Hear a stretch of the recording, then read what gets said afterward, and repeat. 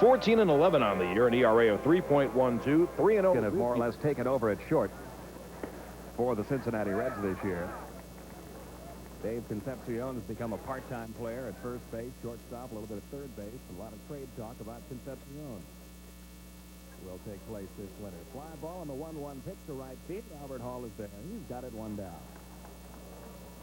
I mentioned Naylor. Didn't have time to give you his stats. He's 13-17, an ERA of 4.80, but his ERA was as high as 5.4, so he's reduced it by a half run in his last 6 or 7 outings. 2-2 this year, and lifetime, very good record, 8-2 against the Reds. Here's a guy who's had a good second half, Buddy Bell. You see his numbers for the year. He's hit well over 300, though, since the All-Star break. In his last 13 games, he's batting .396. Buddy Bell. The 1-0. Caught the corner. 1 ball, 1 strike. Cincinnati has already won the season series. They've taken 10 out of 15 games from the Braves this year, really turning it around from what it's been in the last 2 or 3 years. Sharply hit, but right at the shortstop, Thomas. And very quickly, 2 down here in the first inning. Now the right fielder, Dave Parker. Parker batting .274 with 29 home runs and 110 RBIs. His RBI total right up among the league leaders. In fact, he's second in the league to Mike Schmidt, who has 119.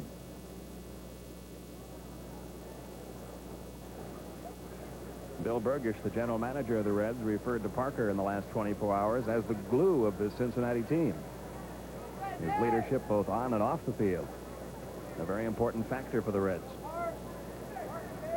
That came after some trade rumors about Parker appeared in print. Oberkfell on to first, and Rick Mailer has a 1-2-3 top half of the first inning. Though the Reds down quickly, it took only 7 pitches. Gullickson deals, and there's a bouncer on 2 hops to second. Ron Oster on to Concepcion. 1 pitch, 1 out. That'll bring up Ken Oberkfell, who's batting .275 with 5 homers and 46 runs driven in.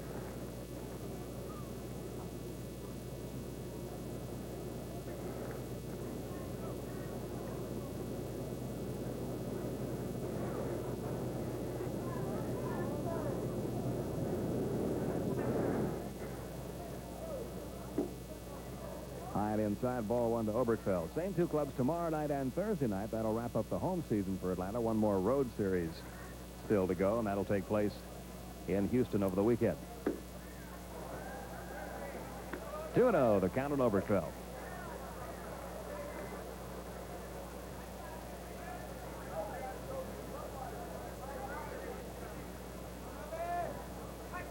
The 2-0 on the way, and that's right through there for a strike, 2-1. No score, bottom half of the first. Pete Van Weeren, John Sterling with you from Atlanta. Another warm, muggy night here, even though it's the last day of September. Unbelievable weather the last 4 or 5 days. We've broken records a couple of days with temperatures in the mid-90s. Wasn't quite that warm today, but it wasn't far away from that.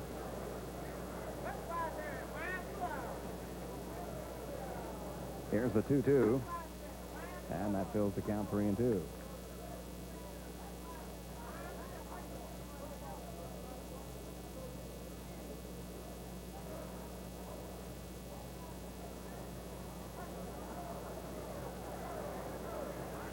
Here's the payoff pitch to Oberkfell, and he walked him. Gullickson normally demonstrates pretty good control. Only 43 walks, in fact. The correction, 57 walks in 234 innings coming into this game. But he loses Oberkfell with 1 out here in the first, and now Dale Murphy. Murphy at .270, 29 homers, 83 RBIs. He's dedicating tonight's game to a youngster, Corey Hudson, over at Eggleston Hospital.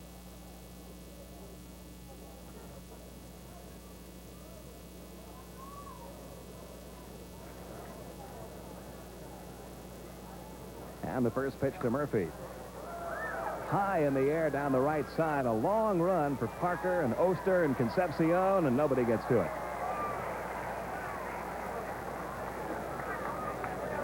So it's 0-1 on Murph. While we have a moment, the Braves, of course, looking to break out in front here with a guy on first and 1 out. And they've gone 18 innings without scoring a run. They were shut out, the Braves were. Last 2 games of that Houston series, Saturday and Sunday. So the Braves, who are only 9 runs ahead of the Cardinals in a race to stay out of last place in the run scored column in the National League, looking to break their drought. 83 times this year, the Braves have been held to 3 runs or less in a ball game. And that tells a lot of the story of this season. Here's the 0-1. Good fastball, 0-2.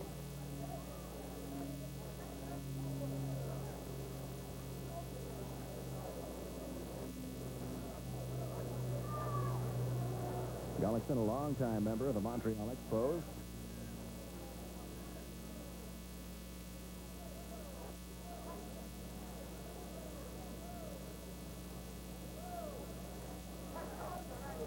And his 0-2 pitch to Murphy misses high, 1-2.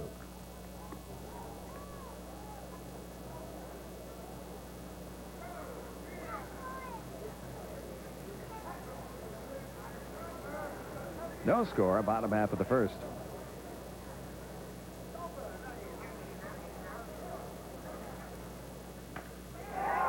Into center field, straight away, where Milner waits and takes it.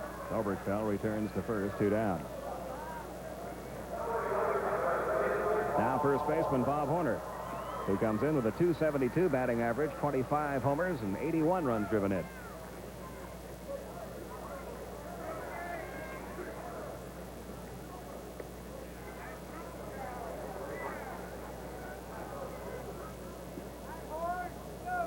Gullickson's best year with the Montreal Expos when he won 17 games. He goes for his 15th win tonight. He won 17 back in 1983. He really has been a pretty consistent pitcher. He's been a double-figure winner for each of the last 5 years now, and would have been in 1981 were it not for the strike.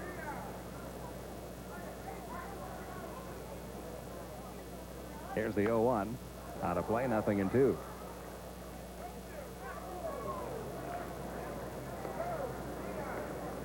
That's really how you build a pitching staff. If you have a guy that you know is going to win between 10 and 15 games for it, and maybe more if he has an above average year, and you know you've got yourself a solid starting pitcher. You get 4 of those, you've got yourself a good starting rotation.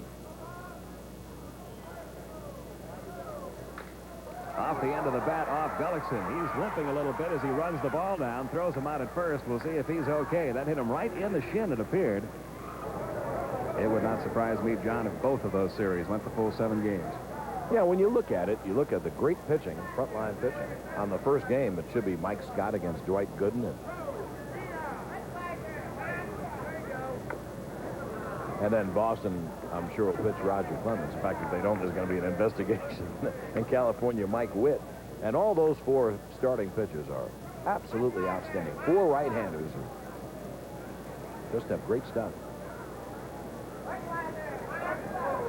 A ball and 2 strikes on Diaz.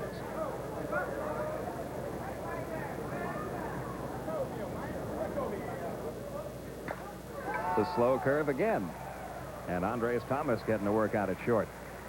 That's 5 in a row set down by Mailer. And it'll bring up the Reds' hottest hitter right now, Eddie Milner. Rick Mailer has really had excellent stuff, or rhythm, or maybe better control in the strike zone in the last, what would you say, Pete, about the last month? He had 2 starts against the Cardinals, a couple of starts. Yeah. That's when it all began against St. Louis. A couple of starts on the West Coast, his last start in Cincinnati. Now, he hasn't won all those games because the Braves simply haven't scored any runs, but he's lowered his ERA by more than a half a run a game. Milner with a 15-game hitting streak, batting .262, 15 homers, 44 RBIs. I think some teams are going to look at Eddie Milner. You hear his name rumored a lot. Not because he's not a good player, but because the Reds have, as Pete was mentioning, so many outfielders. And Milner's had a very good second half. He's never hit 15 home runs before. He steals a base. He's an outstanding defensive center fielder. The Reds are going to look for starting pitching. 0-2 the count. Now the 0-2. just inside 1-2. Hal Galima tells us, at least I think it was Hal, wasn't it, that in the last 6 games, Mailer's ERA 2.28. That's what we're talking about.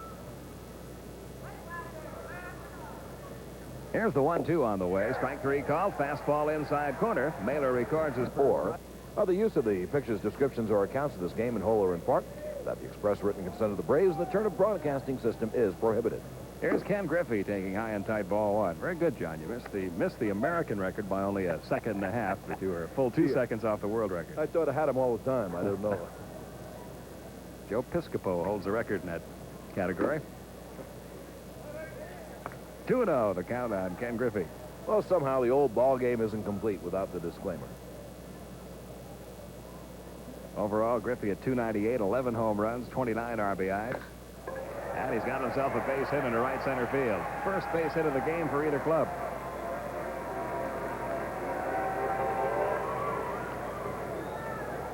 So the leadoff man on for Atlanta, Andres Thomas, will step in. He's batting .253 with 6 homers and 29 RBIs. I'd like to welcome Merlin and Cade Blanchard from Houma, Louisiana, here at the game tonight.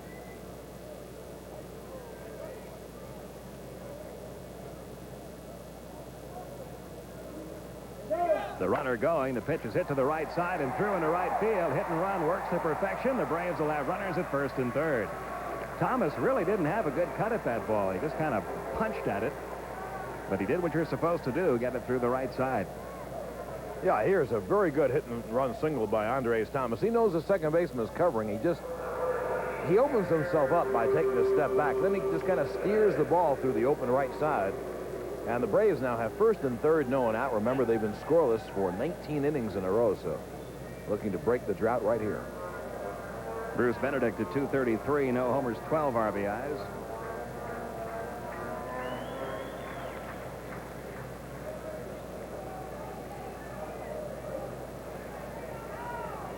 The infield back at double play depth. They'll concede the run if they can turn 2 here.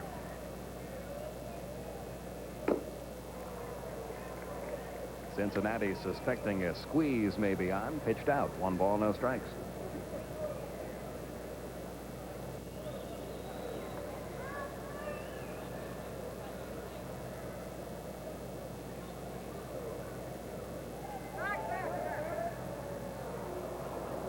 We see pitchers try that a lot. Very seldom do you see it work.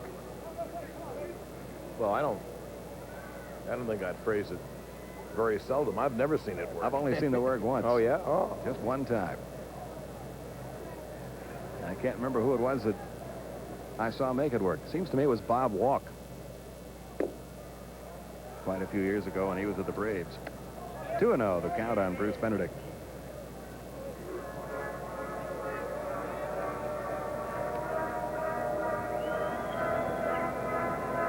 Ken Griffey led off the inning with a single. Now at third, Andres Thomas, the runner at first. Nobody out, no score. Bottom half of the second. I don't think this will be deep enough to score the run. We will see, though. Milner making the catch. Griffey is going to try it. Milner's throw way off the mark, so Griffey scores easily. That ball had a little more carry to it than it first seemed. And Bruce Benedict has his 13th RBI of the year, and the Braves crack a 19-inning scoreless drought. It was a breaking ball, and Bruce got it up in the air, and the ball did carry to, I guess, what you'd call mid-left center. Milner does not have a great arm, and he certainly did not have a strong throw. It tailed way off. So it's 1-0 Atlanta. Runner at first with 1 down. Here's Paul Runge. Runge been up just 5 times for the Braves. 2 out of 5 at Richmond this year. He had .275 with 6 homers, 59 RBIs.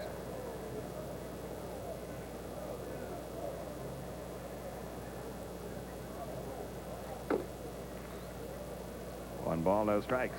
And watching the ball game tonight on the Superstation in Ernie's home state, native state, in St. Johnsbury, Vermont, Wayne and Lynn Brown.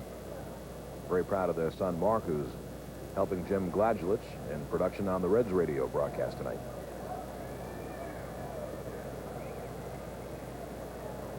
Gullickson checking the runner, the 1-0 pitch.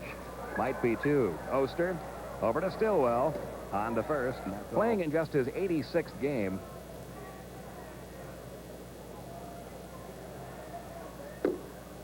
He takes a strike. This will be the first time since 1973 that Concepcion has played in less than 100 ball games.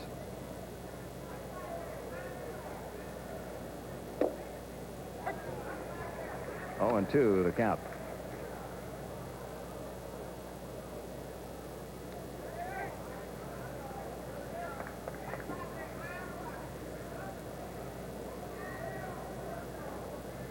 Now the 0-2 on the way. That's fouled back.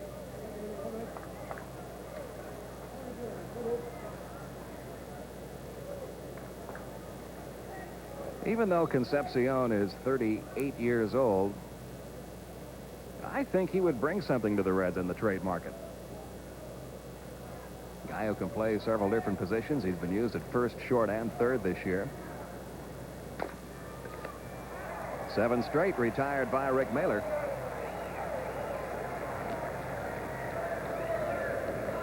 Now Ron Oster. There you see what happened to Rick Mahler this season. It was the month of July and the first part of August. It really ruined his season for him.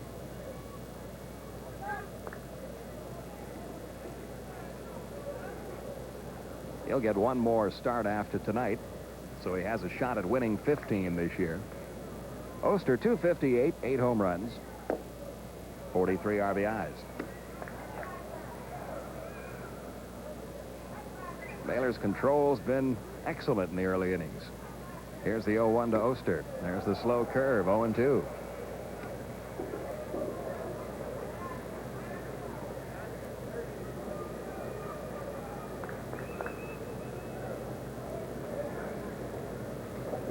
Now the 0-2 on the way. Just missed outside.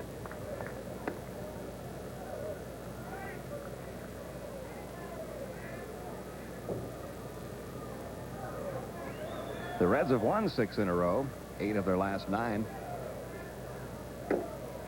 2-2, the count on Oster. You know, there's an oddity about the Reds that we really haven't seen because Barry Larkin, the rookie shortstop, has been injured. But Barry Larkin's from Cincinnati. And there have been times. Slow curve gets Oster. Second strikeout for Rick Mahler. Well, that's Mahler's bread and butter. You're going to see Mahler really pull the string on the curveball. Oster tries to time it, but he just couldn't. He was out in front. Anyway, there have been times that the Reds have played Buddy Bell at third, Barry Larkin at short, Ron Oster at second, Pete Rose at first, and have fielded an all-Cincinnati infield. And that really is unusual. It's unusual enough to have one player on your team, your entire team, that comes from the home city. Bill Gullickson takes a strike in the outside corner. He's batting .080. No homers, 1 RBI. But Cincinnati has always seemed to have a lot of players from their home city. Dave Parker, another one this year. Tom Hume used to pitch for him. He was a Cincinnati native. You realize that when they played that infield, and Parker was starting, because Parker plays every day, they had 5 guys starting who come from Cincinnati, went to Cincinnati High School. Still 0-2 on Gullickson. It's been a great baseball area for many years. The Braves third base coach, Russ Nixon, a native of that area, and the high school that he went to has turned out something like 12 major league players, which is just remarkable. Western High. Rose, Don Zimmer, Jim Fry. 1-2 the count. And those 3 that you mentioned, Pete Rose, Don Zimmer, Jim Fry, add Russ Nixon to that list. That's 4 guys who have not only played but managed in the major leagues. That's all for Gullickson, and that's the third. It's 1-0 Atlanta. Gullickson missing high and tight, ball 1. Charlie Palaio pitches tomorrow night against Chris Welsh. Thursday night, Doyle Alexander against Tom Browning. Then the Braves hit the road for the final 3 games of the season. In the left center field, pretty well hit. Eric Davis on the run, can't get it. This ball goes up against the wall, and Mahler has got himself a double. That's Rick's 3rd double of the season. And it's hit number 3 of the game for the Braves. Now, Mahler is a good hitter. He was 14 for 79 before this, but normally he doesn't hit him that far. And you're going to see a very fast guy, Eric Davis, but he can't outrun this. Down and through the wall, and a double for Rick Mahler. So Mahler down at second. Albert Hall steps in. Hall grounded out to second his first time up.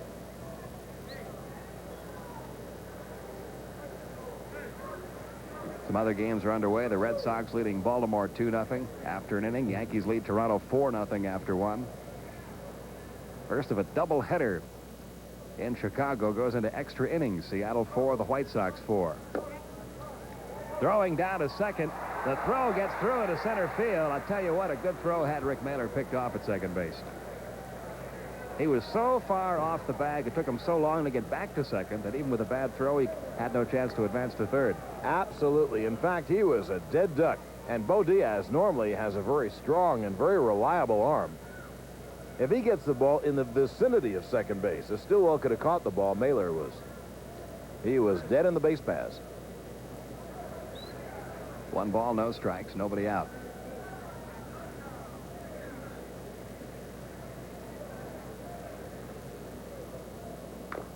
The bunt down the first base side, fielded by Concepcion. Oster covers, and over to third goes Ron Mailer. Goes Rick Mailer. Ron Oster, when he caught that ball, immediately stepped off the bag and called time.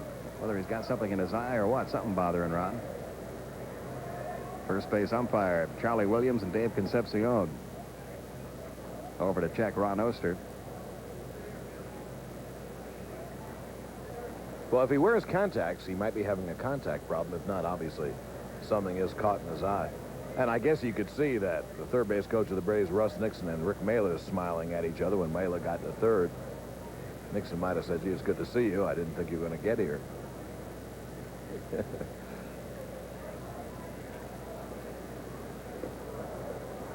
So Ron Oster goes to the eye drops.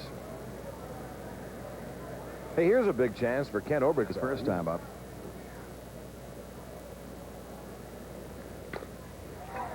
Hits the bag at first. It's a fair ball. The run scores, and Kent Oberkfell has a new career high in the RBI category. His 47th RBI of the year. That'll go as a base hit. It's 2-0 Atlanta. Well, we'll see the replay, and this ball right over the bag, and it hits the bag and kind of kangaroos in the air. Bang.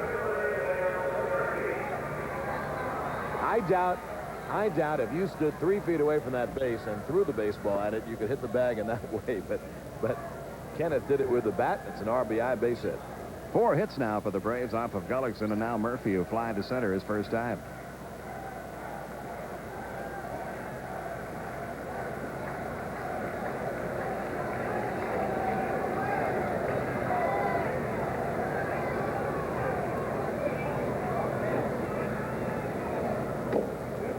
One ball, no strikes on Murph.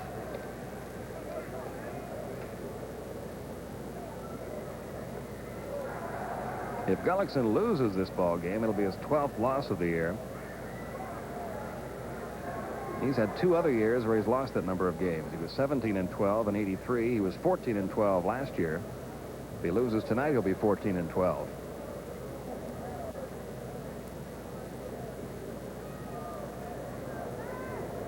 Couple of games underway in the National League. Montreal leads the Mets 1-0 after 2. Phillies lead the Cubs 1-0 after 2.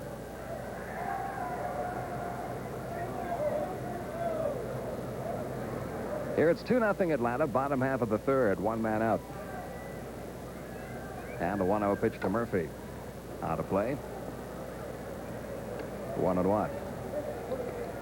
By the way, for those of you that missed it, the Pittsburgh Pirates did draw over 30,000 on Sunday afternoon. So every National League team and every American League team this year winds up with over 1 million in home attendance.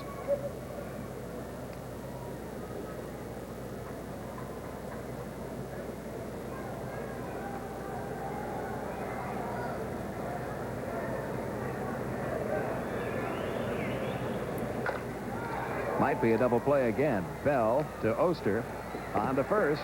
He got him. Second double play. So Mailer loses his no-hitter in perfect game as he fails to come up with a comebacker. And the ball kind of dribbled off his glove, and Runge didn't have a chance. Official score hasn't ruled yet. He may want to take one more look at it here, but I think, too, it should go as a hit. If Runge fields it cleanly here, he's got a chance of throwing him out. And it will be a base hit. It would have had to have been a perfect play by Runge. Really picking the ball up barehanded and throwing to first would have been about the only chance he would have had of getting him. Well, Stillwell becomes the first Reds base runner. Braves have a 2-0 lead here in the top of the fourth. Here's Buddy Bell. Bell, after an illustrious career in the American League, came over to the National League last I guess about last July, wasn't it, Pete, around then? And it took him, I guess it took him just about a full year to get used to the National League. He's a phenomenal fielding third baseman. He's as good. The people who travel with Cincinnati say he's as good as anyone who ever played third base defensively now. And it took him a year, and then he started to hit. Now he has 19 homers, his career high, 72 RBIs, and a 278 batting average. Terrific player. Speaking of terrific players, Richard Croker just handed me a note. In the Red Sox game tonight, Wade Boggs is 2 for 2 to raise his average further. There's a line drive base hit down the left field line. Well, that's a good hit. It'll be at least a double. Stillwell to third. He'll be held, and the Reds have the tying runs at second and third with no one out. It looked like Mailer got a pitch up in the strike zone. That's what it looked like, and Bell just jumped on it.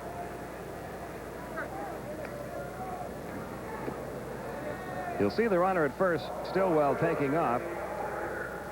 Mailer got that pitch in on the hands of Bell, but he got that front of the bat out in front of the ball. Pulled it right down the line. That's really what we mean by control in the strike zone. Mailer doesn't throw hard enough to get his pitches up. He has to keep the ball down. Except on this guy. That's true about Dave Parker. Parker, if he has a weakness, they try to throw fastballs high and tight on Parker. That's outside, ball one. Braves lead at 2-0. We're in the fourth. We don't get to see Wade Boggs and Don Mattingly hit except in highlights, but boy, I'd like to see him play. Interleague play. Let's have it. That is gone. A 3-run home run for Dave Parker. Parker goes into his Cadillac trot. The Reds have a 3-2 lead, and David Parker, who's had a slow September, hits his 30th home run. His RBIs 111, 112, 113, and just like that, the Reds take the lead. And that was your basic, no doubt about it kind of home run.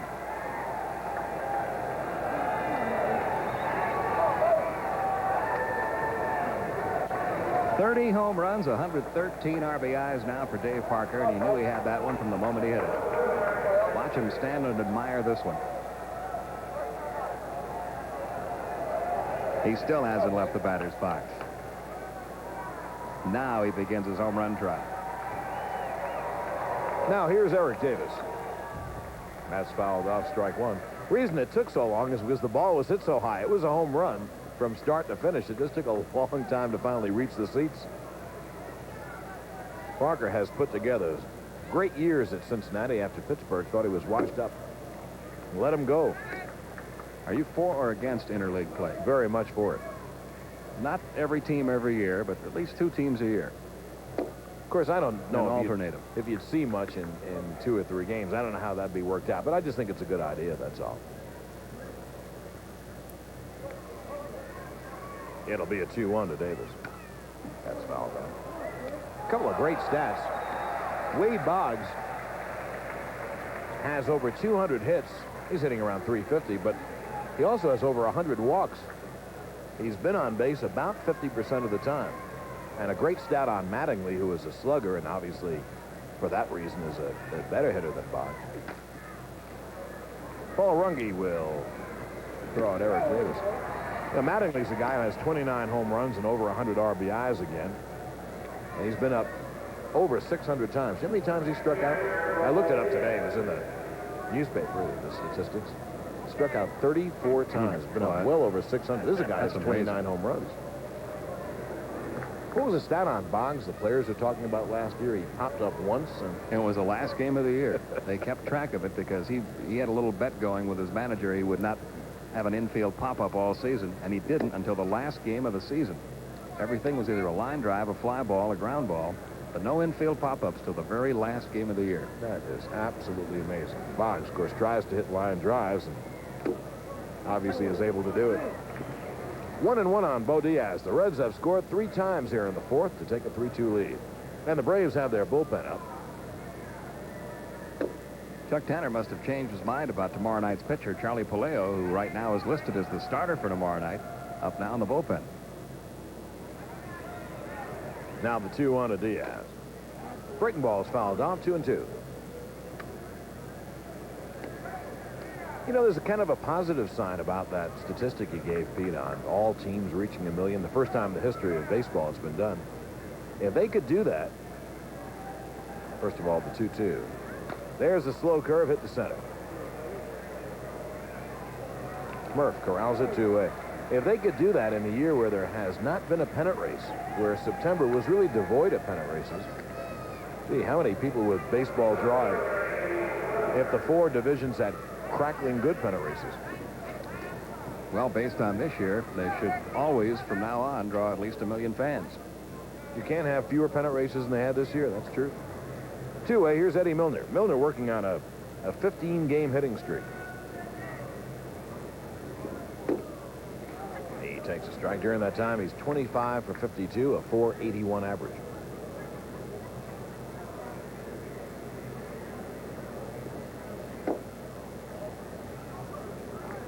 The count on Milner is 1-1.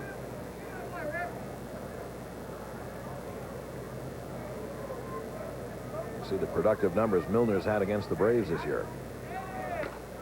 There's a base hit. His hitting streak goes to 16. But whatever magic Rick Mahler had in the first 3 innings has escaped him in the 4th. Stillwell got a scratch single, but Bell hit a hard line drive double. Parker hit a mammoth home run, and now Milner, after 2 outs, a base hit.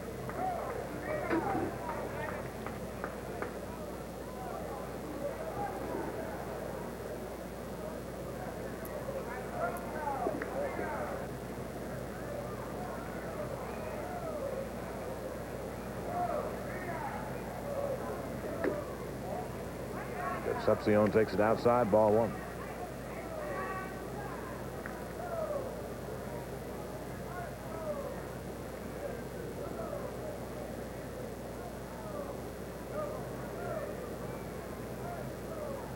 Milner at first with 2 outs. He is a threat to run.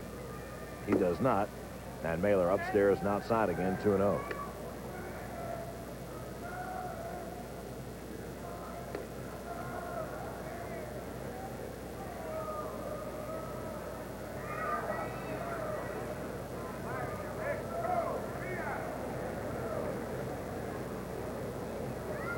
There goes Milner. The curveball is missed, and Benedict throws him out. Good throw by Bruce Benedict.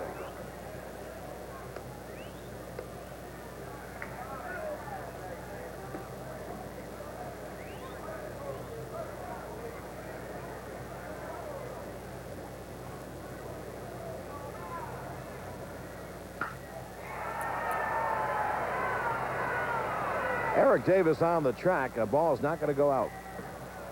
And about a foot in front of the wall, Davis makes the catch, 1 away. All outfielders have little ways of letting their pitcher know that they're going to catch the ball. Some outfielders will tap their glove. Eric Davis slapped his glove on his leg before making the catch. That's a way of letting your pitcher know, don't worry, I've got it. I don't know why it is or what it is you can see, even from here, but you knew that ball wasn't going out. I don't know how you can measure that with your eyes that quickly. I guess if you see enough fly balls hit. Every now and then, maybe the wind will take one in the ballpark and put it out, but that ball was not going out, and it didn't miss by more than a couple of feet. Ken Griffey had a base hit. In fact, his hit led to a run in the 2nd inning. Griffey scored it. There's the change by Gullickson. Over, it's 1-1. I wonder why that doesn't work in golf. You hit a ball, you say, no, that's not going in the creek. No, I don't. I say it's going in the creek. It always does. As soon as you hit it, uh-oh, that's lost. That's in the woods. Little duck hook. Hit hard, but just foul down the right field line off the bat of Griffey. And the count 1-2. We'll give you the scores, even though, frankly, they don't mean anything except for the people playing. Red Sox lead the Orioles 2-0 and 2, but Wade Boggs has 2 hits in that game. We've received nothing about Don Mattingly. The Yankees lead Toronto 4-0 and 3. Other games will start a bit later in the American League. In the National League, Montreal leads the Mets 1-0 and 3. Pittsburgh leads the Cubs 1-0 and 2. That has a chance. Parker back on the track. It is gone, and we have a tie game.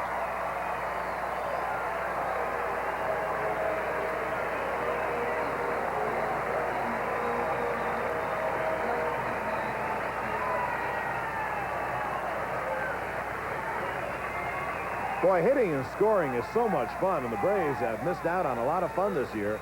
Ken Griffey hits home run number 12. It's his 30th RBI. The biggest year that Griffey's ever had in home runs by a lot. He has 21 all told this year. He had 9 for the Yankees before hitting this one. His 12th as a Brave.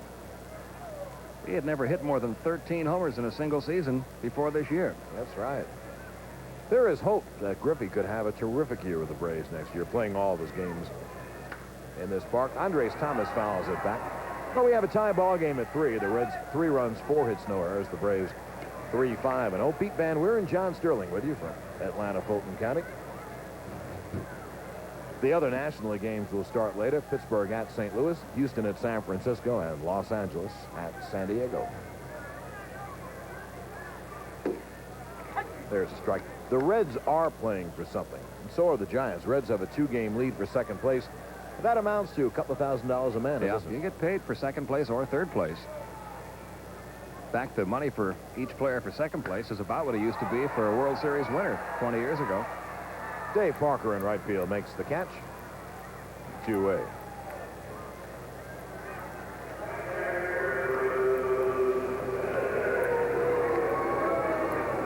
And I guess that applies to the American League East, where the Yanks in Toronto have a battle for second place.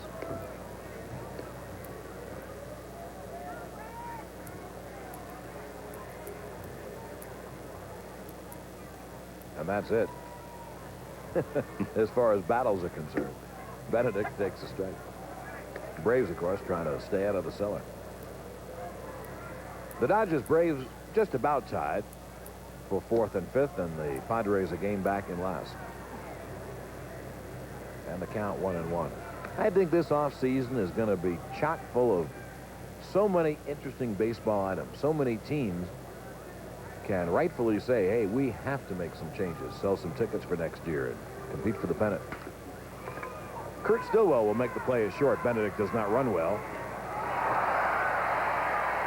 Stillwell didn't throw the ball very well, and Benedict is on. That'll be an error shortstop. You could see he was in trouble as soon as he came up with the ball. He tries to get out of his glove and throw on one motion, and he's unable to do so.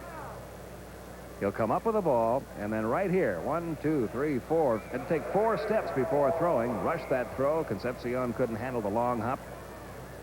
Benedict safe on the error. Yeah, he went up in the air, too, to try to get some steam on it, and threw the ball straight down. Well, Benedict is aboard. Here's Paul Runge with 2 outs. We're tied at 3 in the bottom of the 4th. Nice curveball by Gullickson. It's the outside corner. 0-1.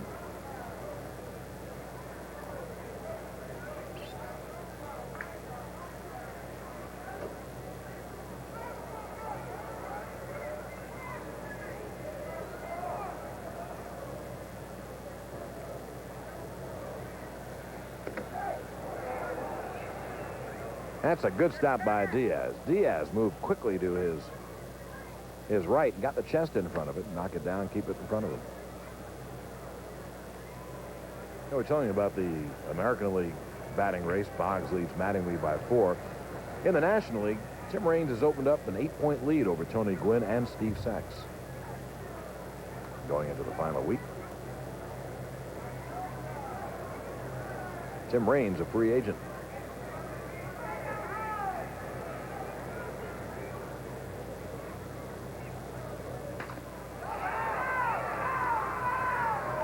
The Force retires aside with the break. And the fastball low outside, ball 1. You suppose Pelayo was just throwing a little bit between starts? Usually I don't know. Usually you do that a day Usually ahead. it's 2 days ahead of your next start. With Pelayo scheduled to start tomorrow, I've got to guess that Chuck Tanner is going to make a change. Perhaps Zane Smith, who he's been talking about giving one more start to. There's the fastball right through there for a strike. 1-1. If the Reds release Concepcion, or if they look to trade him, they'll find some takers, because there's the curveball hit to center, but Dale Murphy has it. 1 away.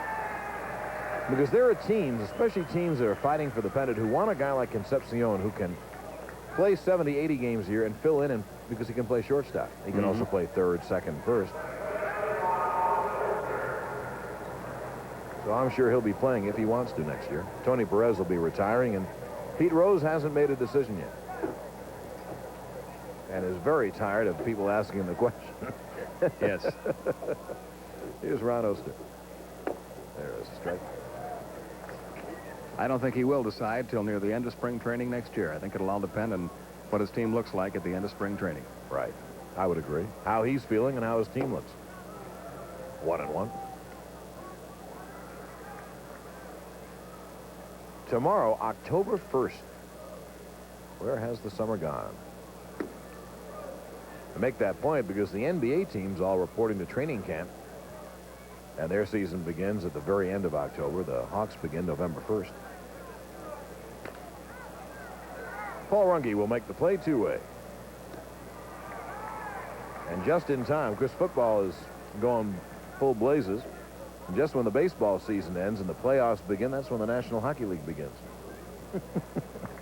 So, there's some sports for you all around the country all year.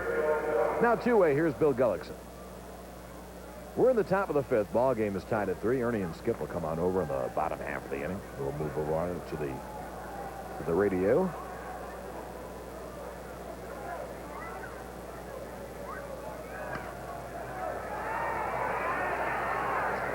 That's back on the graph.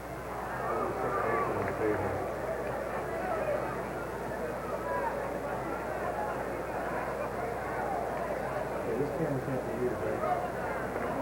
Okay.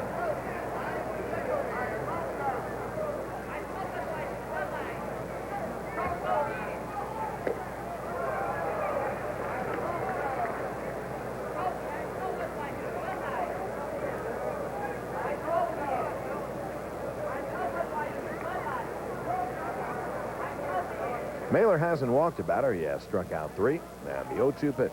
A fastball just high, and the count 1-2.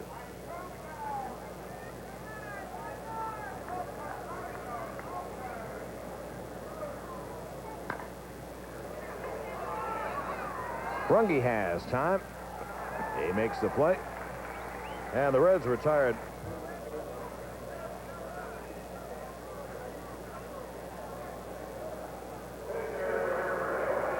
Bill Gullickson seeking his 15th victory, his 4th in as many tries against Atlanta. Okay.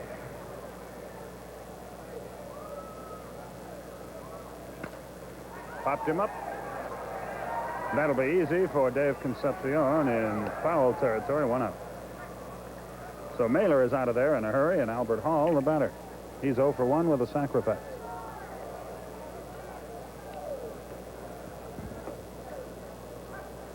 The Norbies are here from Salem, Oregon tonight.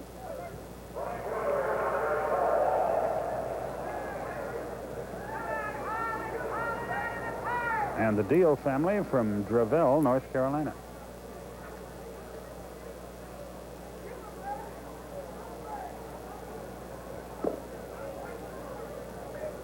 One ball, no strikes.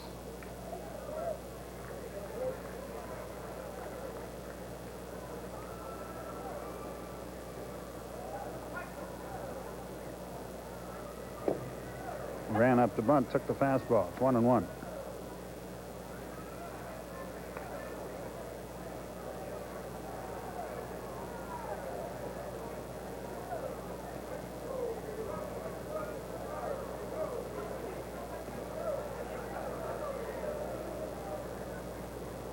Hall waits the 1-1 pitch. Hit hard and fair into the right field corner. All around first. Parker's got a great arm, but he's got no shot here. Hall pulls in at second. And he's there with 1 out.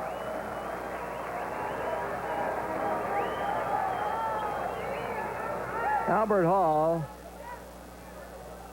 with a hard hit double. Concepcion almost picked it. By the time Parker picked it up, Hall, who runs as well as anybody, is at second base. He stole over 70 bases at AAA. Ken Oberkfell has a perfect night going. He walked in the first, singled home a run in the third, his 47th RBI of the year, a new career high for Ken. Go-ahead run at second, 1 out.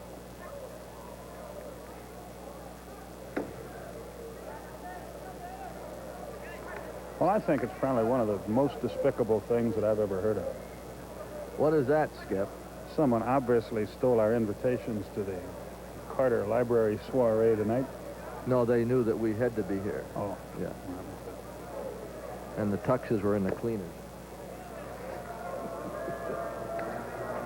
2 balls, no strikes. That's where everybody is tonight, folks. President Carter's Library officially opens tomorrow. They're having a big party tonight, or we'd have... I don't know how many more people. 2 balls, no strikes. President Reagan's there, I understand. He should come back, do a couple innings, huh? He could sit down the right field line, President Carter down the left field line. He's an old Cub announcer. A lot of old Cub announcers. Holy cow. 2 balls and a strike to Oberkfell. Phil Necro's statue dedication, just a reminder, is Thursday at 6 o'clock outside Gate R. Public's invited.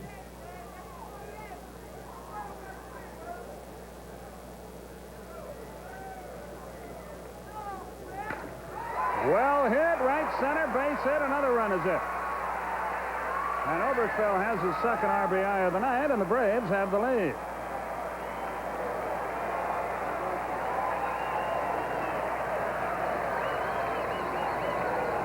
Activity now, a left-hander and a right-hander in the bullpen. Oster almost caught that ball. It was well hit. Now here's Murphy. Hall scores easily.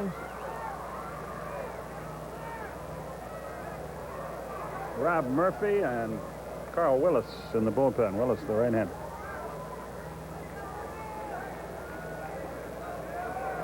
Dale is lined to center and bounced into a double play.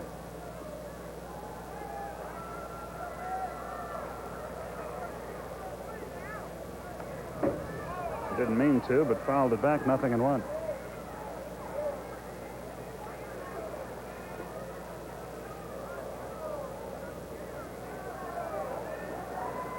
Same 2 teams here tomorrow night, again Thursday. Then we plane for Houston and ramp it up over the weekend against the Astros. No television on Saturday. We will for you Friday night and again Sunday afternoon.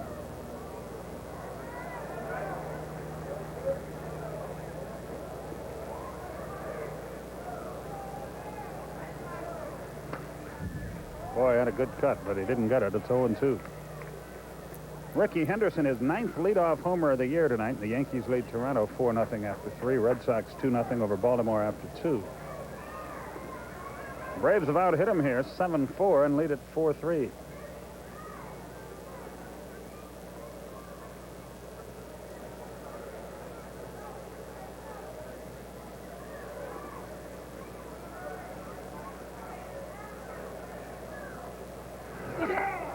Over his head. That was supposed to be a knockdown, but Gullickson hurt himself there. He put the runner in scoring position with 1 out. Trying for the old strikeout. Boy, this one got away. Tried to go up and in. It was right over his coconut. That didn't miss by much. Well,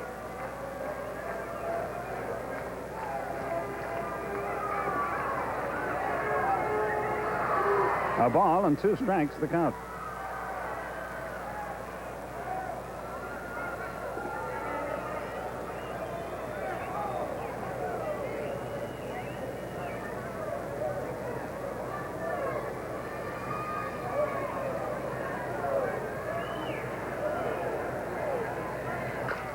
Sharply hit.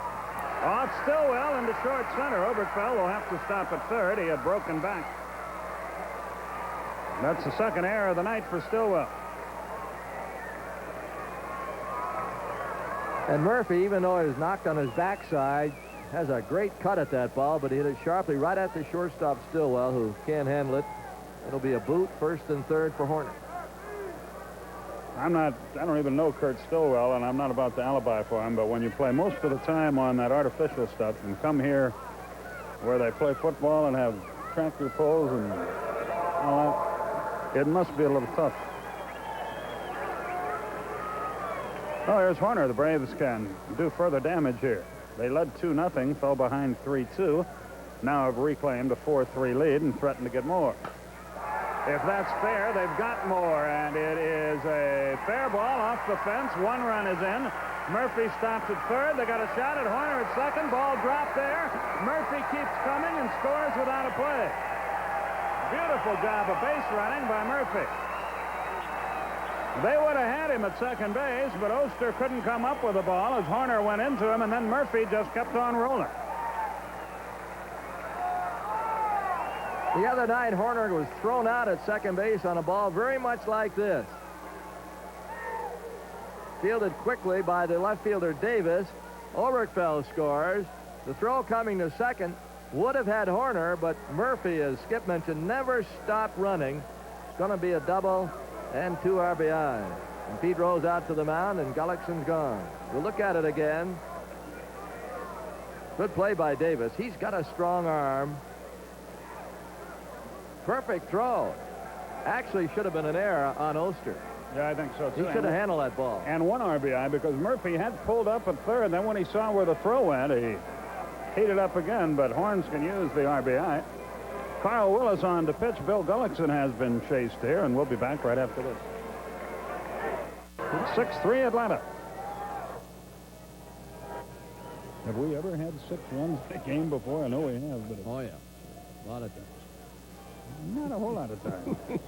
They're going to put Griffey on, pitch to Andres Thomas. So an intentional walk surrendered by Willis. Andres Thomas was singled and flied to right.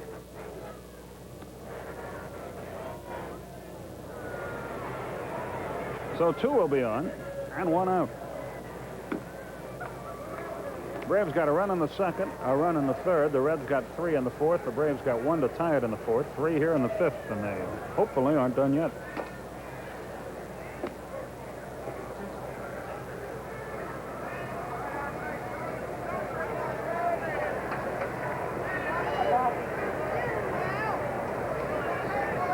So Willis ready to go to work.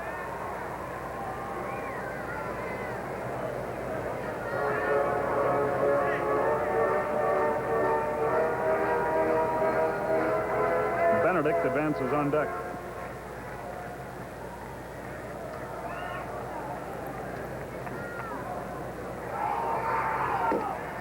Breaking ball caught the outside corner. Good pitch. California got a run in the first at Kansas City. Everybody early on thought that would be a crucial series, but no way.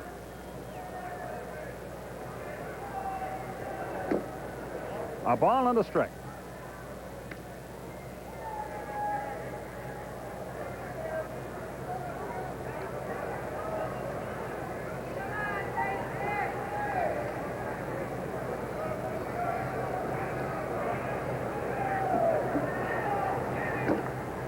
Two balls and a strike. You know, I mentioned Paul Hornung and boxing. We're going to have a tape to play you guys tomorrow night of a boxing match from Russia that I know you're going to want to hear. Just the guys in the truck. We'll go no further than that. The 2-1 pitch. Ground ball, deep short. Stillwell can't get that one either. Horner is going to try it. The throw to the plate. He's got a great arm, and he is safe. The throw just a little bit up the first base line allowed Horner to get in, and it's 7-3. And you close the book on Bill Gullickson. Bouncing ball single just out of the reach of Stillwell. Horner lost his balance coming around third, but recovered in time with the slide to get in there. So Andres Thomas drives in his 30th run. 4 1/3 innings for Gullickson. 8 hits, 7 runs, 6 earned. 1 walk, 1 wild pitch, through 1 home run ball. Boy, you don't get to him like that very often. As his earned run average of right at 3 would attest. 1 ball, no strikes. The count to Benedict. 7-3 Atlanta.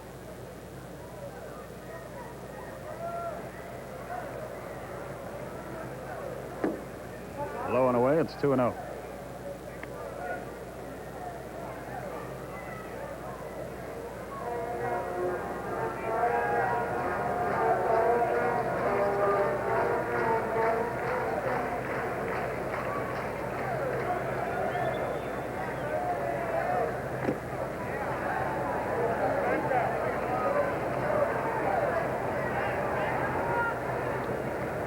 3-0 the count to Benedict. Paul Runge would be next. A walk would load him up here.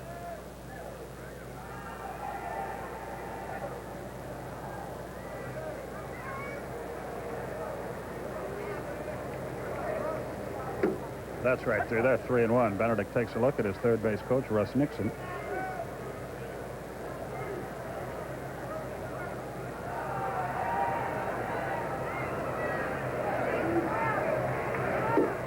Right through there, 3-2.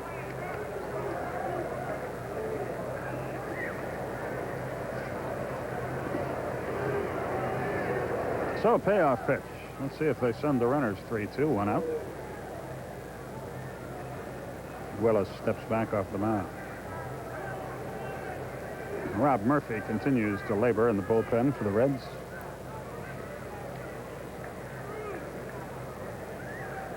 They're not going. Line to the shortstop. Griffey broke the wrong way, gets doubled off. Anyway, perfect baseball for 4 innings. Unfortunately, we played 5. In the other, he gave up 4 hits and 3 runs. But he leads by 4. That's out of play.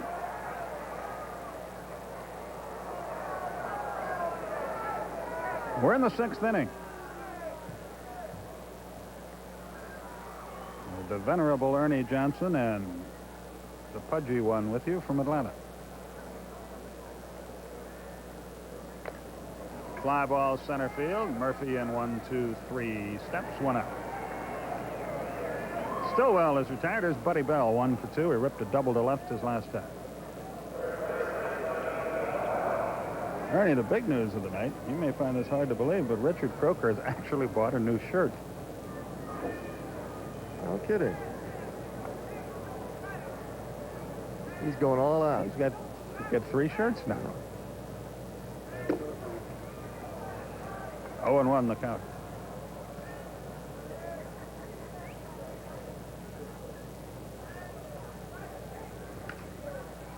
Into short center. On comes Deo. He's got it. Dave Parker, the batter. He smacked his 30th homer his last time. He now has 113 runs driven in. Where is he? Oh, there he comes.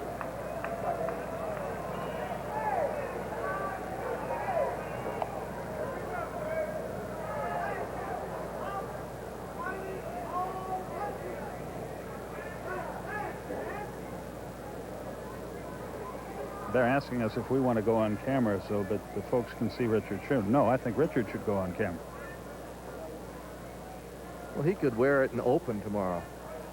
Yeah, that would be fine. The open. That would be fine. See what it's got. Oh, it's got a little polo player on the front. How cute.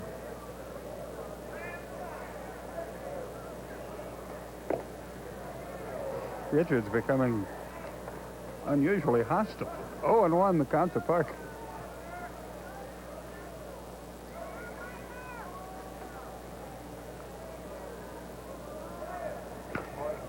That's out of play. It's 0-2. And that's unusual for Parker to smack one that way. Braves play him way around toward right field. He used to hit the ball to left field more. Last couple of years at Pittsburgh, but he's been pulling it more. He had some. See the alignment? He had some years that people thought that he just wasn't going to hit home runs anymore. And he hit 34 last year and 30 so far this year. Can Benedict throw him out? The answer to that question is yes, and the inning is over. Runge 0 for 2. Carl Willis, the twirler, and he throws a strike.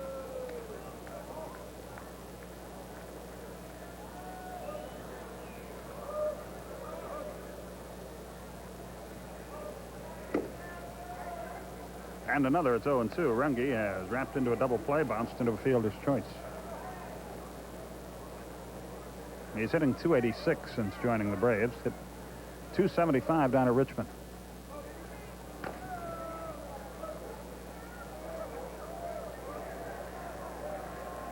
Russ Nixon smothered that one.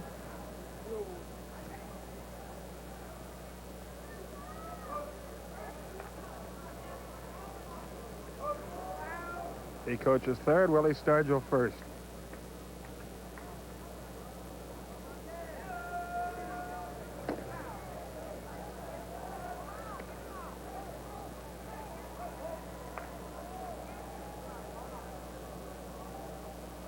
1-2.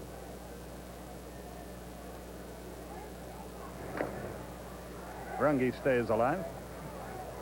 Runge, Mailer, and Hall here in the bottom of the sixth. Same two teams tomorrow. Charlie Pulejo, we think, though he was up in the bullpen earlier, against Chris Welch. They've put Zane Smith back into the rotation in Houston, so that may have changed Chuck's plans.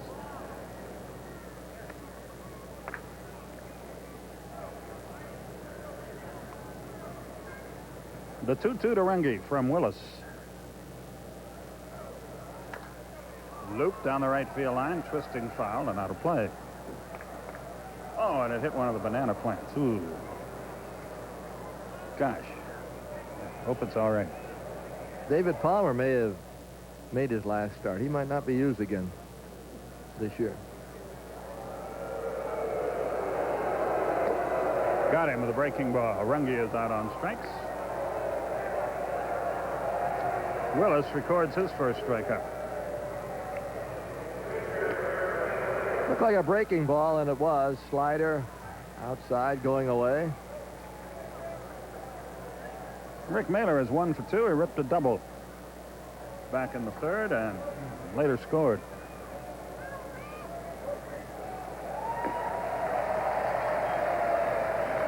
One ball, no strikes.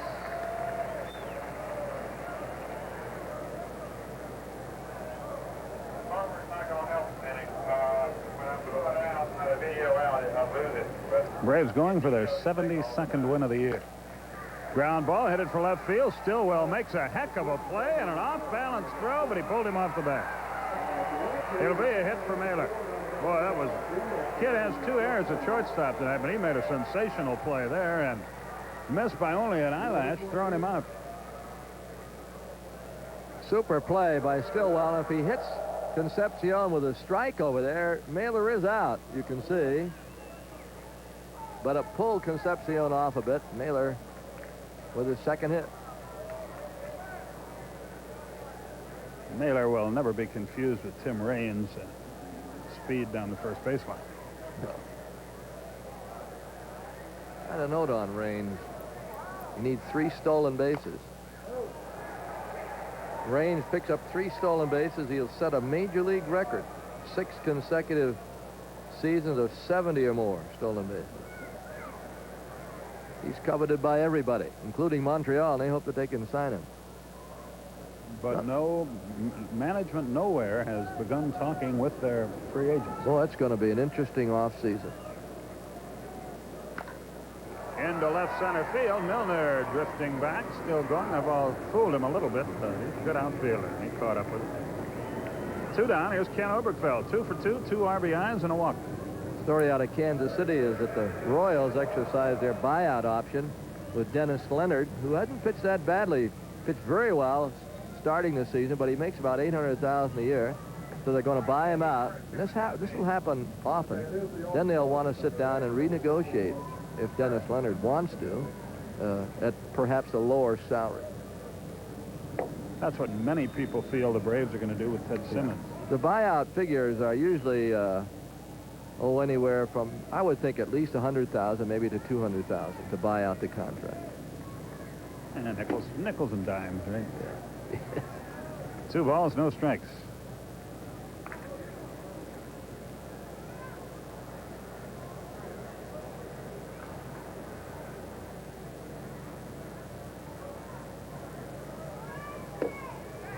Two and 1.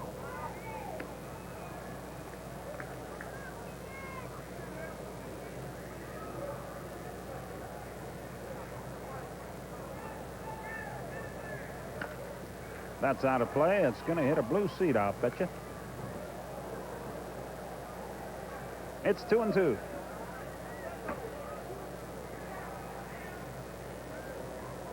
Two more home games for the Braves tomorrow night, Thursday night, both at 7:40. Then it's off to Houston for 3. Into left field, Davis will get there easily. He won him.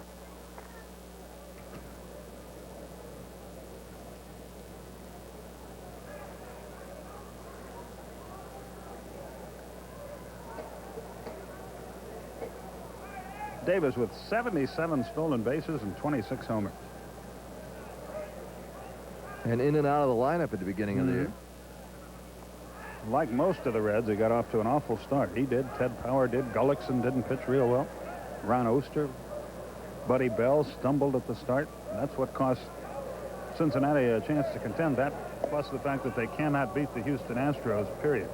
Boy, Power, who had trouble relieving, went 5-0 as a starter in September. Houston beat the Reds 14 out of 18 times. And when they really needed to, the last two series, they swept them. One in Houston and one in Cincinnati. A ball and 2 strikes, the count. 7-3. Atlanta Braves have out hit them 10-4. Cincinnati has the only 2 miscues of the game. There's the first one. Davis didn't look good at all as he struck out. Strikeout number 5 for Mailer. That's a good curveball. Mailer's had a beauty tonight. He's also mixed in a knuckler. Slow curve outside, down and away. Couldn't hit that one with a pad on. No one could. Bo Diaz stands in. He's lined to short, fly to center. This guy's a good, solid ball flip. Yeah, can throw you out, and he's given them the numbers they wanted this year. He laid off a high curveball, 2-0.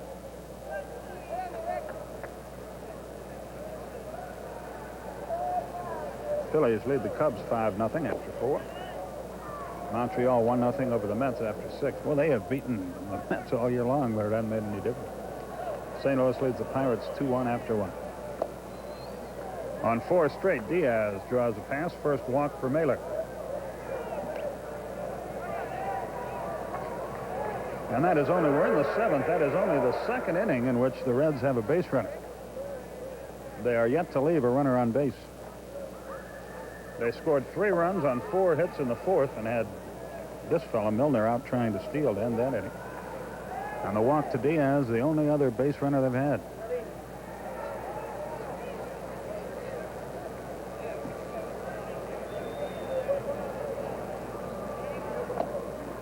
Outside to Ed Milner. That's 5 in a row that have missed the strike zone, and Benedict to the mound, and Jeff Dedman up and throwing in the Atlanta bullpen. Mailer making his 38th start. He has 7 complete games. He will reflect during the offseason on the 274 hits he has given up in 232 innings. That's a bunch. Yeah, too many. Smith is now throwing too, Zane Smith. There's a strike at the knee. Well, I know that Zane is going to pitch one of the games in Houston over the weekend, so they're just working him in. I think he's going to pitch Saturday.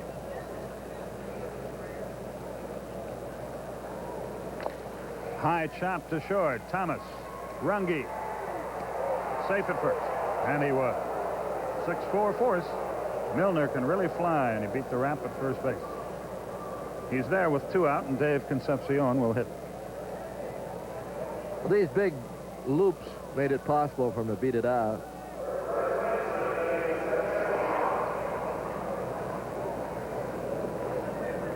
There's Smith. There's Dedman.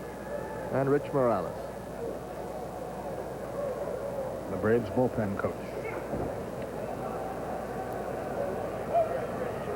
Now the Cincinnati bullpen begins to stir as well. They'll pinch hit for Willis if they get that far. Concepcion hits 7th in the order. Oh, he had a good cut at that fastball, but he fouled it back.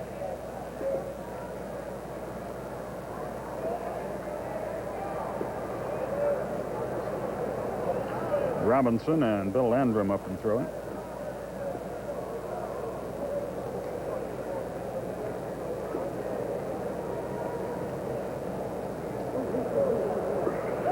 Concepcion talks it over with Jerry Crawford.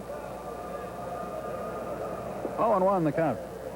Doesn't seem possible. He's going to be 39 years old next June. Concepcion's been around a long time, and he might be their first baseman next year, unless they deal him. 0-2 the count to Concepcion. He wasn't too sure about that one.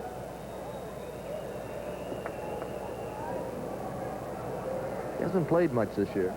He's been hurt from time to time. They're trying to bring one of these kids along at shortstop, too. Yeah. A little bit inside. It's 1-2. Barry Larkin is their other shortstop. We haven't seen him yet. He was out with a cold last week when we were up there. They say he's really a good one. Larkin. The 1-2 pitch. Missed with that big off-speed curveball. He hasn't thrown that much tonight. He's gone with a knuckler a few times. It's 2-2.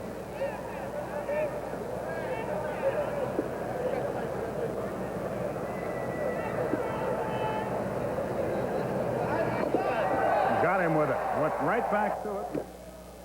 And this is the place to do it. Houston, Friday, Saturday, and Sunday. A tough place to hit a home run. 1 ball, no strikes. Horner's on deck.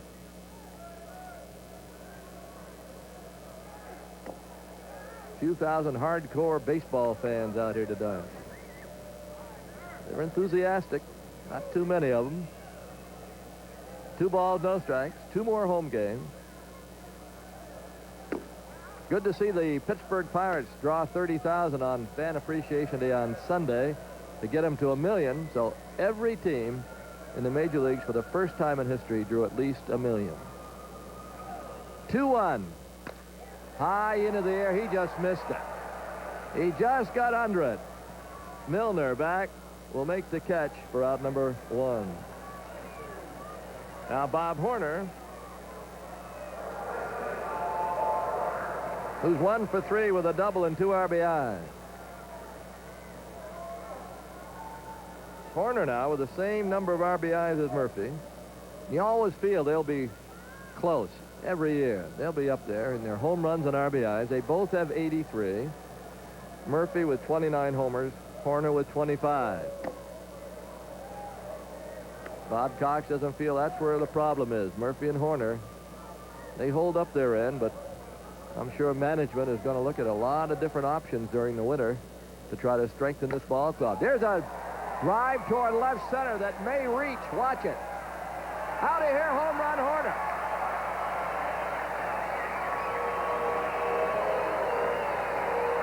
Bob Horner with his 26. And he takes the lead for the club in RBIs. That's 84.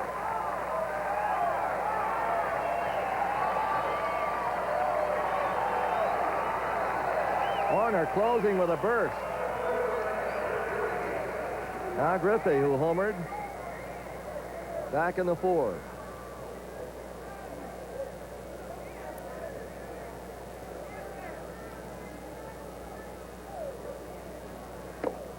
Just off the corner inside.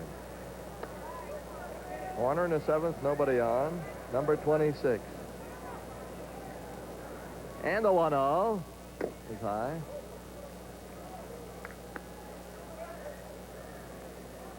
Wade Boggs left the ball game in the 6th inning at Boston for a pinch runner. 4 for 4 tonight, batting .358.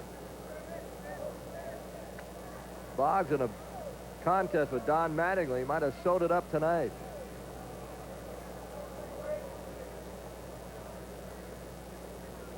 He's batting .358. Mattingly went into his game at .349, down low. And in the National League, Raines at .337, leading Tony Gwynn, who has .329 and sacks .328 going into tonight's play. Down low to Griffey. Griffey's had a perfect night, a single, a homer, and 2 walks. Landrum continues to throw.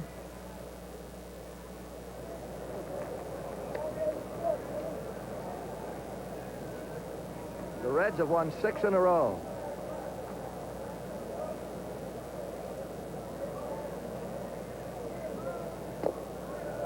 Down low. The Reds trying to finish 2nd for the 2nd year in a row. I believe they were around 6 games out of 1st last year. Dodgers won it. Toward 3rd, Bell, old Golden Glover. They get 1, they get 2. Boy, Buddy Bell can handle it. I wondered why, and we don't know for sure, but perhaps he's got a stiff shoulder. Maybe he's not feeling well. Doyle Alexander will pitch tomorrow. Palaio was scheduled, and no one has been put down for Thursday's game as yet. We're just thinking about why he threw early, and that might have been the reason. So Palaio not pitching tomorrow night, Doyle Alexander. 1-1. There's a knuckler, missed outside, 2-1. I say that because many times a manager, if you're scheduled to pitch and there's a little stiffness in your shoulder, he'll say, well, go down and throw a bit, and then tell me how you feel. And then we'll make the decision. Well, and he's pitched a lot of innings this year, too. He had a very good year. He won 16 ball games in the regular season plus the playoffs at Richmond. The curveball is low. 3-2. Max Venable has a bat. He will hit for the pitcher.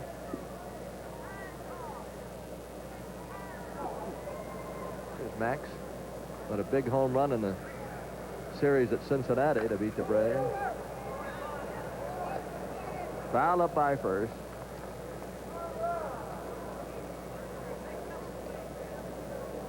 Had a story about Jay Bell in the paper today. Boy, I really like these kind of stories. He plays for the Cleveland Indians.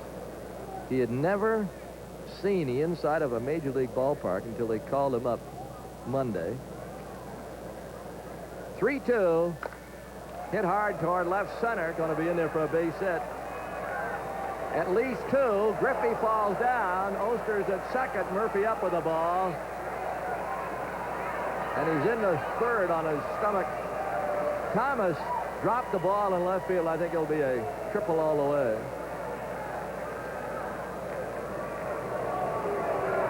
See if Griffey's all right here.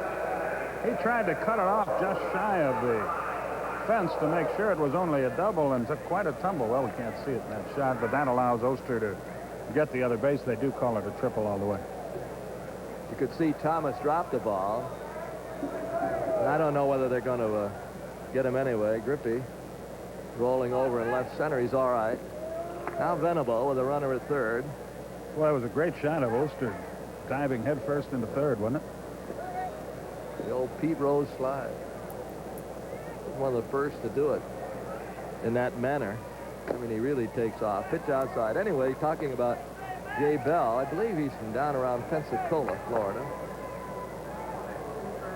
First ball game he was in. He had never been in a major league ballpark. First time up, he hits a home run on the first pitch off Bert Blyleven.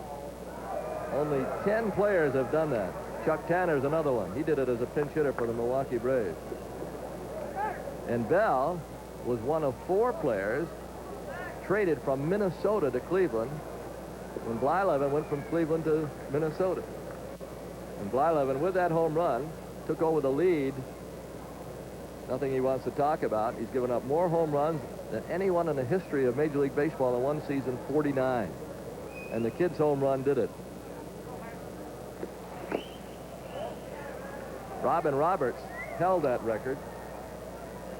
He gave up 46 one year.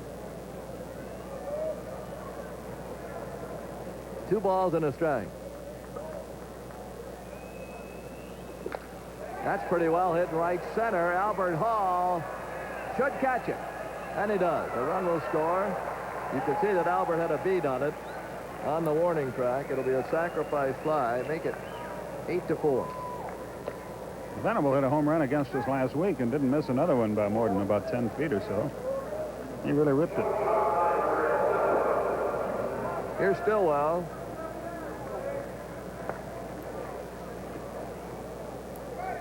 He's 1 for 3 with an infield hit. We're playing in the 8th inning. 8-4 now, Atlanta.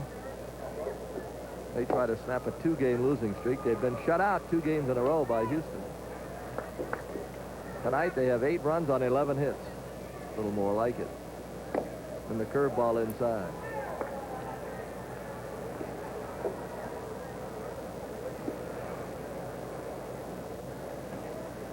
One pitch. Another curve in there is Jerry Crawford.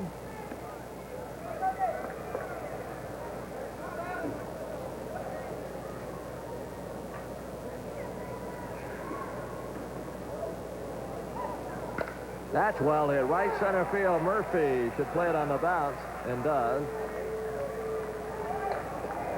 Chuck Tanner's got his bullpen going, and just a question of how far he wants to go with Mailer. He's got a 4-run lead. There's Dedman on the left and Smith on the right.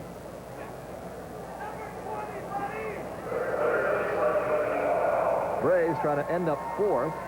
Third is out of the question, but fourth is a possibility.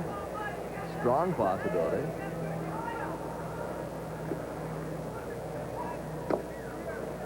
But three teams with records so close, San Diego, the Dodgers, and the Braves, anybody could finish fourth, anybody could finish last.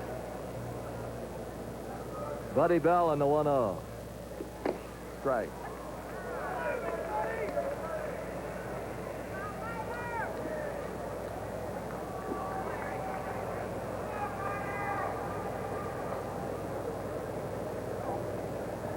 The curve, nice play, Benedict.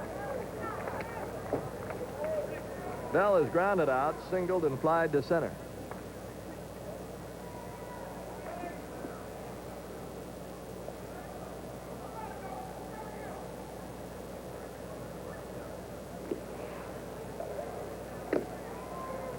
Missed outside, 3-1. That's 113 pitches for Mailer, so hasn't been overworked here. It's about average, huh?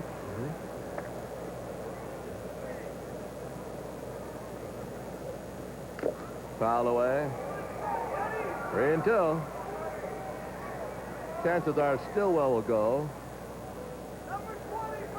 3 balls, 2 strikes, 1 out. They are down by 4.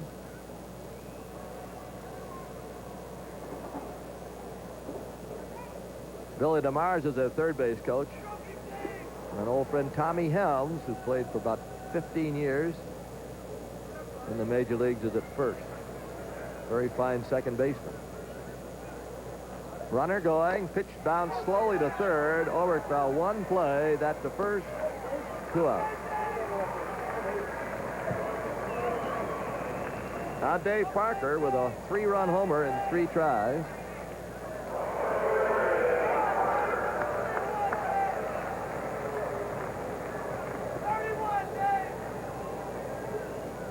Parker's homer was his 30th.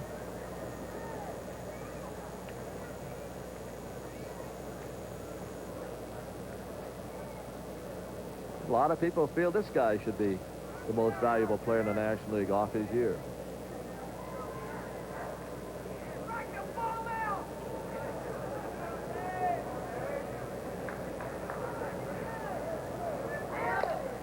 Base hit to left.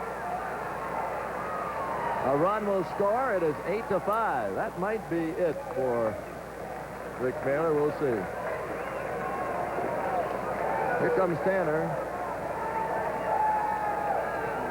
from the city of New York. If you've had some good season there, good career there, you stand a good chance of picking up a lot of votes. Davis is the batter, and the pitch is a strike. Dedman could pick up a save here when he comes in, the tying run or winning run at the plate or on deck. Could result in a save if he can get him out. 1 ball, 1 strike.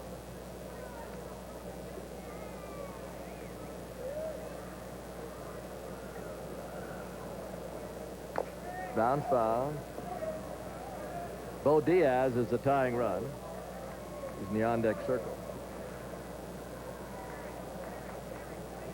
We're playing in the 8th inning. 8-5 now, Atlanta. The Reds have the edge on the season series, 10 games to 5 coming in.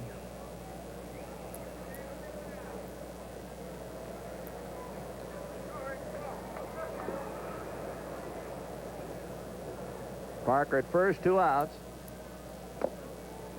Jammed him, missed in there, 2-2. Davis is 0 for 3. 2 ground outs and a strikeout.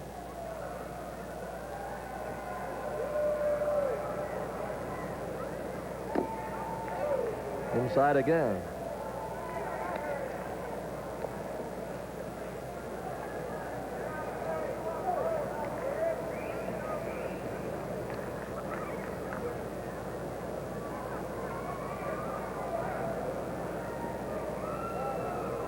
Parker is going naturally 3-2 and 2 outs, and the pitch is fouled away.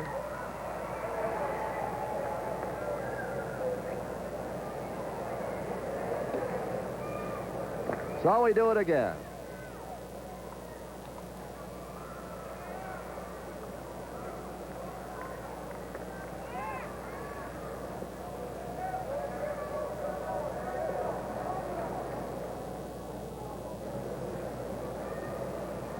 Horner playing behind Parker.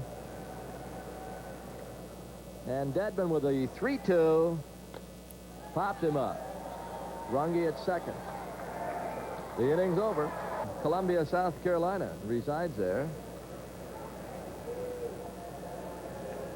He's 28 years old. He's been primarily a relief pitcher. In fact, in 1982, he was in 58 games with Waterbury. Fastball high. Last season, he spent it with Denver. Won 6 and lost 6, ERA 3.98. Chris Chambliss is a bat. He's going to hit for Runge. Trying to get him that pinch hit record. Yes, he is tied with Mike Lum, 17 pinch hits in 1 year. Benedict got a sac fly in the second, reached on an error in the fourth, hit into a double play in the fifth. 2-1 pitch. Is outside, 3-1.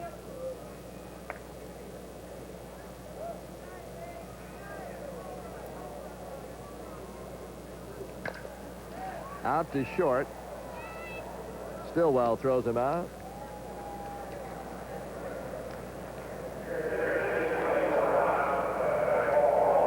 The announcement on Chris Chambliss. The attendance tonight is 2,763 paid. Chambliss with 17 pinch hits. Bray's bench has been much better this year than last. As pinch hitters, they've knocked in over 50 runs. Last year it was 30. Curve is low. 1-0.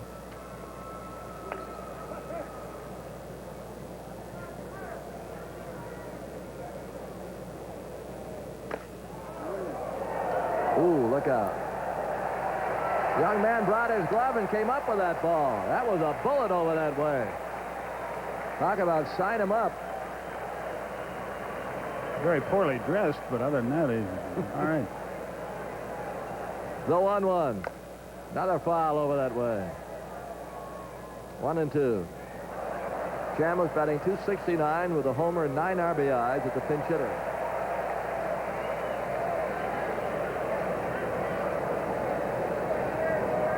.299 overall is his batting average. There's a foul over by first.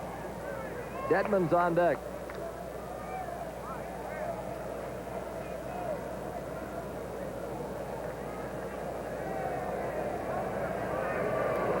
Same two clubs tomorrow night, airtime the same time, 7:35, and the same on Thursday. 1-2. Loop toward center. Gonna be caught by Milner coming on. Close, but no cigar for Chris Chambliss. A line drive to center. 2 down.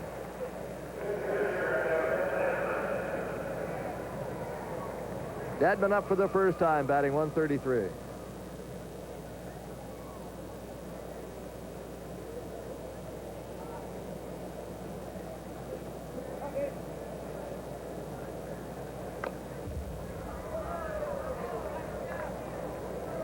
I'm going to have to ask.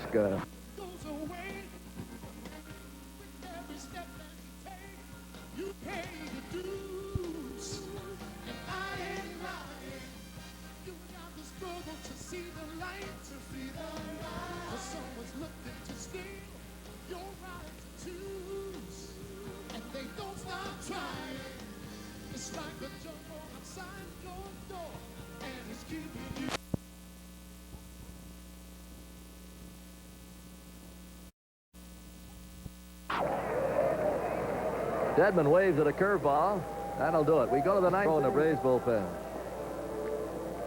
Yes, next Tuesday, It'll be in Boston, the opening of the American League playoffs. California against the Red Sox. Boy, that's a great matchup. And then the next day, New York goes to Houston, another great matchup, to play the Astros. I just think there's so much interest for a lot of reasons. One is the Red Sox haven't won a World Series since 1918, and they're red hot, ready to try to make it come true. That's a long time ago. Gene Mauch, the manager of the California Angels, has never won a World Series, and he's won some pennants. He's been managing a long time. Of course, Hal Lanier, his first year as a manager for Houston. And then the Mets, who are 50 games over 500, and everyone expecting them to go all the way. I shouldn't say everyone, but everybody that lives in the vicinity of Shea Stadium. High pop, right side along the line. Albert Hall with a long run, but nobody can catch up at foul. That kid Bob Sebra pitched a two-hitter for Montreal tonight, beat the Mets 1-0. And he might be a guy that can bring that balance of power closer together next year in the Eastern Division. I still say, as good as the Mets are, I think we've seen enough here lately. As Gene Garber heats up, we've seen enough lately with the Detroit dynasty that lasted one year, and the Cubs dynasty, and the San Diego dynasty, and the no one repeats. No one repeats. Hey, the Mets could well repeat. They're a fine team, so could Houston. But boy, they got to play 162 games again, and they know it. But I thought Detroit would repeat. And a lot of us, we've talked about that, the potential dynasties, and all of a sudden they finished third or fourth. Look at the California team. They won the division easily, and they may have 4 or 5 different guys in their starting lineup next year. That's a base hit to center by Diaz. He's had a good year for the Reds. He starts it with a single. Now we'll get a pinch runner.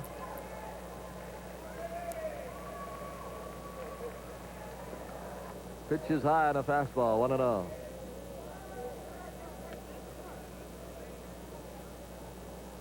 Oster, the on-deck hitter.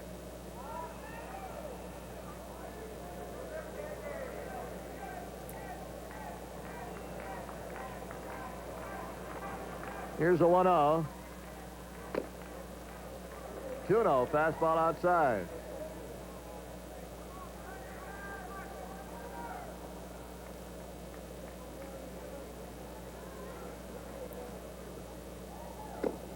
Strike call. The last thing they want is a walk here. That brings a tying run to the plate. 2 balls and a strike. Yankees in a battle for second place, American League East. Lead Toronto 4-1 now in the 6th. 2-2.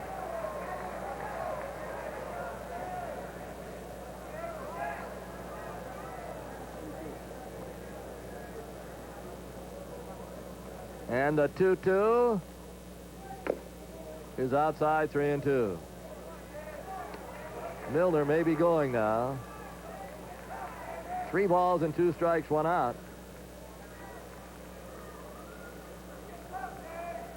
Third base coach Billy DeMar is almost in their bullpen. He's not going. A bouncer toward left field and for a base hit. And Concepcion in a crucial spot does it again. Comes up with a hit to keep it going.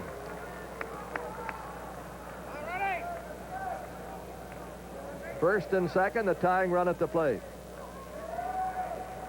This ball had eyes, it really did. 5 feet either way, it might be a double play, but it got through there. Here's Ron Oster, who really has had a terrible year hitting right-handed, and that's the way he'll hit against Smith. 194. I was looking for Tony Perez in one of these spots. Big right-handed hitter, but then you're going to get Gene Garber. There's John Franco. He's been their ace late. Time called. Benedict out to talk to Smith. He might have gotten crossed up. I think he did.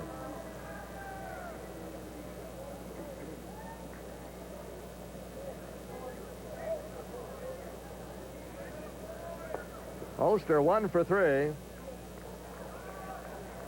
The Reds aren't going quietly.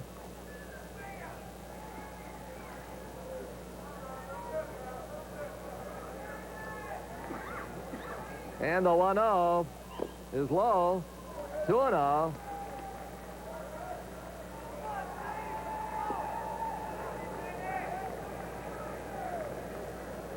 Ulster is a lefty batting .281. As a right-handed batter, only .194. 2-0 pitch. Steve right down Peachtree.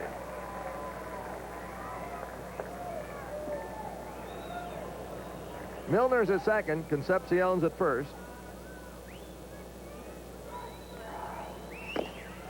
Outside, you might have seen Concepcion point back at Horner and yell at Tommy Helms. He was saying, don't let this guy sneak in behind me now. 3 balls, 1 strike. First base coach's job is to make sure the guy at first, the runner, doesn't get picked off. 3-1. Strike, 3-2.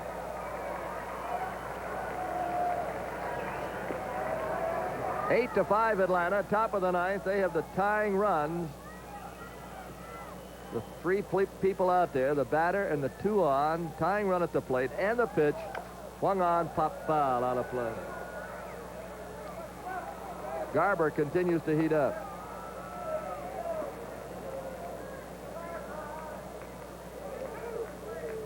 Ossenmacher and Garber are ready if needed. 3-2 again. The runners will hold, and the pitch is hit foul on the right side.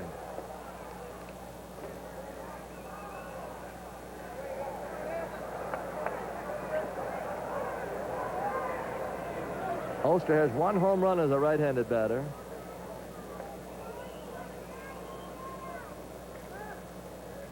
Venables on. And it kind of 3-2 from Zane Smith is low, ball 4. The bat that almost came down. Now the base is low. Perez, and here he comes. And we may see Garber.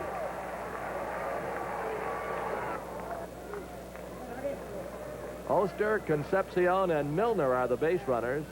There's only 1 out. Interesting how they play him. They don't expect him to pull Garber. He's got all of left field to work with.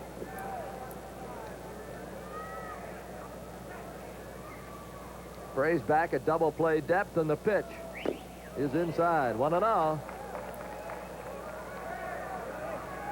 Well, that surprises me, that outfield alignment. They must know something, though. But you don't have a fastball pitcher out there. 1 ball, no strike.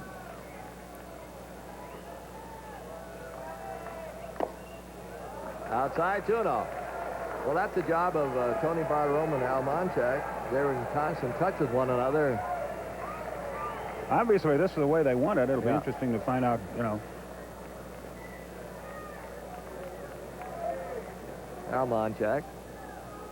Could be they just don't think Tony can pull the ball anymore.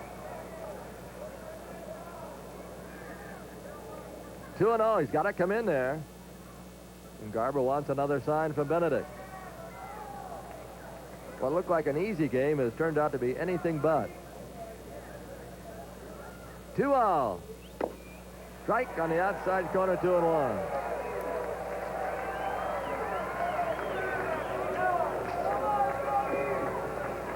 Perez from 67 to 76 had more RBIs than any major league player. 1,028. Over 90 every year. 2 balls and a strike. The Braves would like a grounder. There's a fly ball right. Albert Hall with a long run. He caught that ball. The run will score. What a catch by Albert Hall. The runner's tagged. 1 run scored, and Concepcion went to third. It's now 8-6. Let's see if Hall is all right. He made a heck of a play, and he is shaking a little bit. And give the Braves brain trust some credit there. They did have the right-hand hitter played around toward right, as we pointed out, and that's exactly where he hit the ball. Hall has, I think, got the wind knocked out of him. Dave Pursley out there with him. Boy, that's a huge play in this game. Milner tagged at third and scored easily, and Concepcion went from second to third. Looks like his left shoulder is what's bothering Hall. He's really hurting there. Here's another look at it. Garber trying for his 27th save. As runners first and third and 2 out.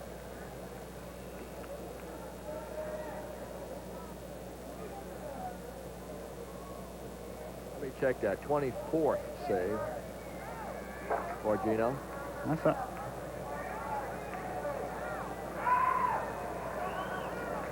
Stillwell against Garber. The curve is in there, 0-1.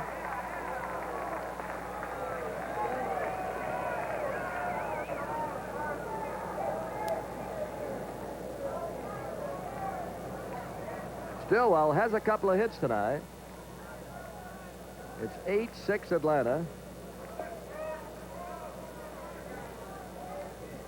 And the 0-1. The let-up is hit to first and by first. 1 run in. Oster racing to third. And he will hold there. The throw comes in. It's 8-7. They've got the tying run at third and a go-ahead run at second. It's a double and an RBI. Well, let's look at it again here. Horner just missed it. If he knocks that ball down, the game's over. But he could not. Oh, now a tough hitter. 2 outs for Buddy Bell.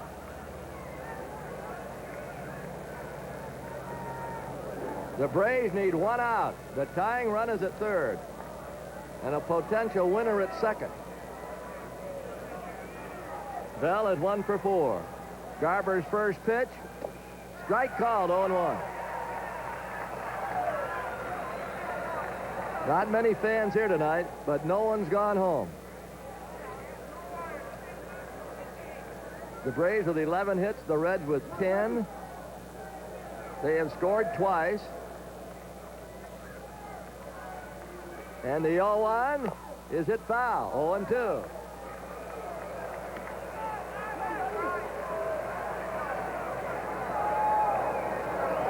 Security guard calling for help.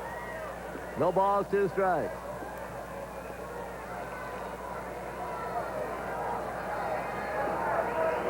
Bell at 1 for 4.